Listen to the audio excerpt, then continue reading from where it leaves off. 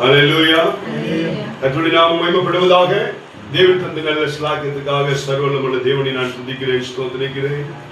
கடந்து வந்த ஒவ்வொருவரையும் கர்த்தர் இயேசு நாமத்தில் உங்களை வாழ்த்து வரவேற்கிறேன். கர்த்தர் உங்களை ஆசீர்வதிப்பாராக. ஹல்லேலூயா, ஹல்லேலூயா, ஸ்தோத்திரம்.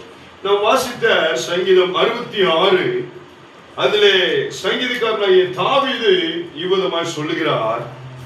ஸ்தோத்திரம். சங்கீதம் 66 20 வசனம், என் ஜெபத்தை தள்ளாமலும் தமது கிருபையை என்னை விட்டு விலக்காமலும் இருந்த தேவனுக்கு ஸ்தோத்திரம் உண்டாவதாக. ஆமென், அல்லேலூயா. இங்க தாவீது சொல்றாரு, என் ஜெபத்தை ஆண்டவர் தள்ளவில்லை, கிருபையை என்னை விட்டு விலக்கவில்லை. அப்போ தாவீதுக்கு பாராட்டினதான கிருபையை ஆண்டவர் விலக்கவில்லை, அவன் ஜெபத்தை தள்ளவில்லை. காரணம், அவனுடைய இருதயத்தில் அக்கிரம சிந்தை இல்லை. என்னங்க? அக்கிரம சிந்தை இல்லை. அதுல பாருங்க 18 வசனம் அப்படி சொல்லுது, என் இருதயத்தில் அக்கிரம சிந்தை கொண்டிருந்தேனானால் ஆண்டவர் எனக்கு செவி கொடார். அப்போ இருதயத்துக்குள்ள நம்ம அக்கிரம சிந்தையை வச்சுட்டு நம்ம ஜெபம் பண்ணோம்னா பதில் கிடைக்காது. பதில் ஆண்டவர் கொடுக்க மாட்டார். கள்ளம் கபடம் இல்லாம ஜெபிக்கணும். அல்லேலூயா, ஸ்தோத்திரம். சிலர் பாத்தீங்கன்னா வேலை செய்யற இடத்துல பயங்கரமா சண்டை போடுறது, கெட்ட வார்த்தை பேசுறது, எச்சு வார்த்தை பேசுறது. இங்க வந்து நல்ல பிள்ளை மாதிரி ஒண்ணுமே தெரியாத மாதிரி அப்படி ஜெபம் பண்றது, ஆராதிக்கிறது, நல்ல நல்ல மாதிரி வந்து உட்கார்ந்துக்கிறது. அங்க வேலை செய்யற இடத்துல அப்பா கிட்ட, அண்ணன் கிட்ட, தம்பி கிட்ட, அம்மா கிட்ட, சொந்த பந்தம் கிட்ட, ஊர் ஜனங்க கிட்ட, பக்கத்து வீட்டுக்காரர்கிட்ட ஒரே சண்டை, பயங்கரமா கெட்ட வார்த்தை, பயங்கரமா எச்சு வார்த்தை. ஆமென், அல்லேலூயா, அல்லேலூயா. அப்ப வெளியே ஒரு மாதிரி, சபைக்குள்ள ஒரு மாதிரி, வேலை செய்யற இடத்துல ஒரு மாதிரி, வீட்டுல ஒரு மாதிரி, சபையில ஒரு மாதிரி. இதுதான் அக்கிரம சிந்தை. அல்லேலூயா. அப்ப தேவ பிள்ளைன்னு சொன்னா என்ன செய்யக்கூடாது? கெட்ட வார்த்தை. உன் வாயிலிருந்து ஒரு கெட்ட வார்த்தையும் புறப்படக்கூடாது என்று சொல்லி ஆண்டவர் சொல்லியிருக்கார். அல்லேலூயா, அல்லேலூயா. காரணம் இருந்தா, அவன் உண்மையான காரணம் இருந்தா என்ன செய்யலாம்? கேட்கணும். அதே சண்டையா போயிடக்கூடாது, நியாயமா கேட்கலாம், அதோட விட்டுறணும். சண்டை போடக்கூடாது, எச்சு வார்த்தை பேசக்கூடாது, கெட்ட வார்த்தை பேசக்கூடாது. அப்படி பேசி அப்படி நடந்தோம்னா இருதயத்தில் அக்கிரம சிந்தை. சிலர் பாத்தீங்கன்னா உள்ளுக்குள்ள அவன் நாசமா போயிடணும், அவன் அப்படி ஆயிடணும், அவன் இப்படி ஆயிடணும். வைத்தறிச்சல் பண்ணுவாங்க. இப்படி நல்லாயிட்டானே, அவன் வீடை கட்டிட்டானே, வண்டி வாங்கிட்டானே, ஃப்ரிட்ஜ் வாங்கிட்டானே, டிவி வாங்கிட்டானே அப்படின்னு செய்யும். உள்ளுக்குள்ள வைத்தறிச்சல் பண்ணுறது. இது அக்கிரம சிந்தை. இதெல்லாம் வச்சுக்கிட்டு ஜெபம் பண்ணோம்னா ஜெபம் கேட்கப்படாது. நம்ம ஜெபம் கேட்கப்படாது. அல்லேலூயா. ஒருத்தர் டிவி வாங்கினாங்களா, சந்தோஷம், ஆண்டவர் அவர்களை ஆசீர்வதித்து இருக்கிறார். வண்டி வாங்கியிருக்காங்களா, சந்தோஷம், ஆண்டவர் அவர்களை ஆசீர்வதித்து இருக்கிறார். வீடு கட்டிட்டாங்களா, ஆண்டவர் அவர்களை கட்ட பலன் தந்தார். இடம் வாங்கியிருக்காங்களா, சந்தோஷம், ஆண்டவர்களை ஆசீர்வதித்து இருக்கிறார். அப்படி நம்ம சந்தோஷப்படணும். அல்லேலூயா. நம்ம கூட பிறப்பு மாதிரி பார்க்கணும், நம்ம சொந்த ஜனம் மாதிரி பார்க்கணும். அவங்க உயர்றது, அவங்க வாங்கிறது, அவங்க ஆஸ்வதிக்கப்படுறது, சந்தோஷப்படணும். சந்தோஷப்பட்டனா போதும், ஆண்டவர் செய்வாரு, நமக்கு வேண்டியதை ஆண்டவர் செய்து கொடுப்பார். ஆனா இருதயத்தில் அக்கிரம சிந்தனை வச்சுட்டு நம்ம ஜெபம் பண்ணோம்னா பதில் கிடைக்காது. அல்லேலூயா. பாருங்க, தாவீது நிறைய ஜெபம் பண்ணாரு. எந்த இடத்திலும் அவர் அக்கிரம சிந்தை வைத்து ஜெபிக்கவில்லை. அதனால ஆண்டவர் அவருடைய ஜெபத்தை தள்ளவில்லை. அவன் மீது பாராட்டின கிருபையை ஆண்டவர் விலக்கவில்லை. அல்லேலூயா. அல்லேலூயா. ஸ்தோத்திரம். பழைய ஏற்பாட்டுல பாருங்க, நிறைய பரிசுத்தவான்கள் ஜெபிச்சிருக்காங்க. ஆபிரகாம் ஜெபித்தான், யாக்கோபு ஜெபித்தான், ஈசாக்கு ஜெபித்தான். அவருடைய ஜெபத்தை ஆண்டவர் தள்ளவில்லை. அவர்களை விட்டு தம்முடைய கிருபையை விலக்கவில்லை.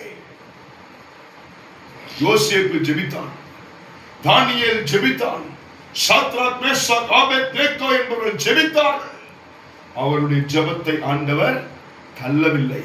அவர்கள் மீது பரந்த கிருபை ஆண்டவர் விலக்கவில்லை. அல்லேலூயா. புதிய ஏற்பாட்டில் நீங்க பாருங்க, ஸ்தோத்திரம், ஆயக்காரன் ஜெபிக்கிறான், ஆயக்காரனும் பரிசேயனும் ஜெபிக்கிறாங்க. ஆனா ஆண்டவர் செஞ்சாரு, ஆயக்காரனுடைய ஜெபத்தை தள்ளிவிட்டார். அவனுடைய கிருபையை, அவன் மீது பரந்த கிருபை ஆண்டவர் விலக்கி விட்டார். அப்படியா? இல்ல. தள்ளிவிட்டாரா? இல்ல. பரிசேயனும் ஆயக்காரனும் செய்யறாங்க. ரெண்டு பேரும் ஒரே நேரத்தில் ஜெபம் வர்றாங்க. பரிசேயன் செய்யறான், லிஸ்ட் போட்டு சொல்றான், நானு ஏழை எளியருக்கு உதவி செய்யறேன், நல்லது செய்யறேன், 10 கற்பனைகளை கடைபிடிக்கிறேன், உபவாசம் எடுக்கிறேன், தசம பாவம் எடுக்கிறேன், எல்லாத்திலும் கரெக்டா இருக்கிறார் அப்படின்னு சொல்லி பெருமையான ஜெபம். ஜெபத்தாண்டர் கேட்டாரா? பரிசேயனுடைய ஜெபத்தை கேட்டாரா? கேட்கல. அண்ணன் செஞ்சாரு, அவனுடைய ஜெபத்தை கேட்கவில்லை. அவனுக்கு வச்சிருந்த கிருபையை ஆண்டவர் விலக்கினார். ஆனா ஆயக்காரன் வருகிறான். அவனுடைய ஆலயத்தை நோக்கி பார்ப்பதற்கு அவனுக்கு தயக்கம், உள்ளே வருவதற்கு பயப்படுறான், அவனுடைய முகத்தை நோக்கி பார்க்கிறது பயப்படுறான். அவன் என்ன செய்யறான்? அவனுடைய பாதத்திலே நெடும்பாடு விழுந்து, ஆண்டவரே, நான் உள்ளே வருவதற்கு பாத்திரவான் அல்ல, பாவியாய் என் மேல் கிருபையாயிரும். நான் பாவி ஆண்டவரே, நான் செஞ்சது தவறு, நான் பேசினது தவறு, நான் போனது தவறு, வந்தது தவறு, இருந்த வாழ்க்கை தவறு, என்னை மன்னி, நான் ஒரு பாவி என்று சொல்லி தன்னை அர்ப்பணிச்ச போது, தன்னுடைய முழு இருதயத்துக்குள்ள எல்லாத்தையும் துறந்து ஆண்டவர்கிட்ட சொன்ன போது, அவனையும் ஏற்றுக்கொண்டார், அவன் ஜெபத்தையும் ஏற்றுக்கொண்டார். அவன் மீது கிருபையை ஆண்டவர் காண்பித்தார். அல்லேலூயா. அப்போஸ்தலனாகிய பவுல் அதைத்தான் செய்தார்.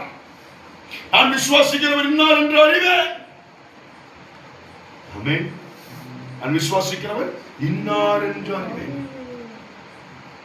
அவ்வளவு பெரிய படிச்சவரு, பணக்காரரு, எல்லா வசதி வாய்ப்புகள் இருந்த பவுல் என்ன சொல்றாரு தெரியுங்களா?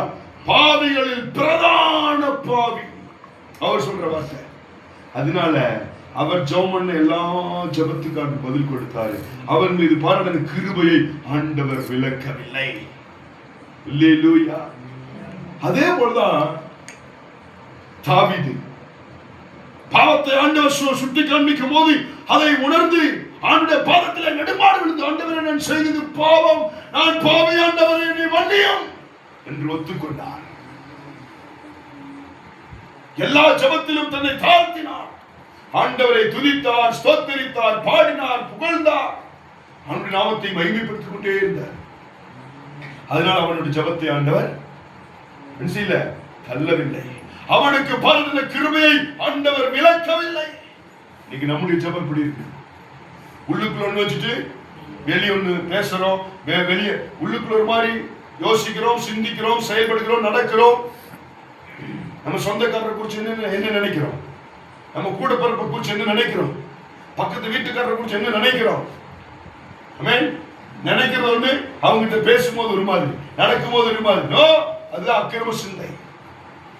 அந்த அக்கிரம சிந்தை இருந்தா நம்முடைய ஜெபம் கேட்கப்படாது. இன்னைக்கு அதெல்லாம் எடுத்துட்டு, ஆண்டவரே, நான் செய்தது பாவம், நான் பேசினது பாவம், நான் நடந்தது பாவம், நான் சிந்தித்தது பாவம், நான் யோசித்தது பாவம், என்னை மன்னியும், உடைய பரிசுத்த ரத்தத்தினால் என்னை கழுவி சுத்திகரியும். இன்னைக்கு பரிசுத்தாவியானவர் உங்களோடு கூட உணர்த்துகிறார். இன்னைக்கு உணர்த்தப்படும் போது, இன்னைக்கு ஆண்டவர் சுட்டி காண்பிக்கும் போது, ஐயோ, நான் செய்தது பாவம், என்னை மன்னியும் ஆண்டவரே, என்னை மன்னியும். அவசியமில்லாத சிந்தித்தேன், யோசித்தேன், நினைத்தேன், பேசினேன், நடந்தேன், அதெல்லாம் பாவம், என்னை மன்னியும். அதனால என் ஜெபம் கேட்கப்படல.